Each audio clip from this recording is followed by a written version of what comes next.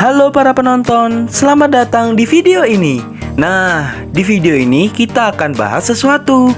Mau tahu? Let's go! Halo, sebelum melanjutkan video ini, perkenalkan saya Andreas Nugroho. Saya adalah murid SMA Safiris 5 Blitar. Dan hanya itu perkenalan saya, dan lanjutkan videonya. Baik, di video ini kita akan membahas sebuah kelapa sawit.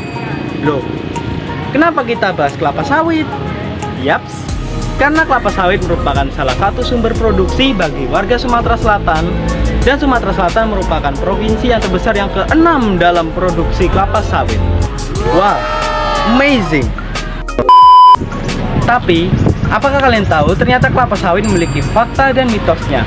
Wah, apa saja fakta dan mitosnya? Let's go, kita bahas. Mitos pertama, kelapa sawit menyebabkan deforestasi. Waduh, padahal faktanya tidak semua kelapa sawit ditanam dengan cara yang sama. Namun, industri sawit telah berkembang dengan canggih dan dengan praktik menanam yang baru sehingga menjadi ramah lingkungan. Mitos kedua, minyak kelapa sawit tidak sehat. Waduh, berarti selama ini tenang. Faktanya, minyak kelapa sawit memberikan banyak manfaat bagi kesehatan secara alami, bebas lemak trans, dan memiliki kandungan tinggi vitamin A, min 15 hingga 30 kali lebih tinggi daripada wortel dan tomat, serta memiliki banyak vitamin E.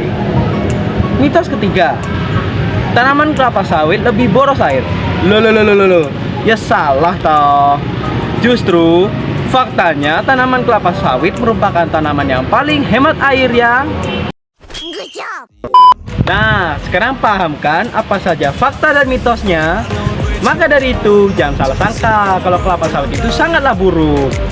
Dan marilah kita menjaga kelestarian alam agar ekonomi dunia kembali pulih dan hidup Indonesia semakin sejahtera.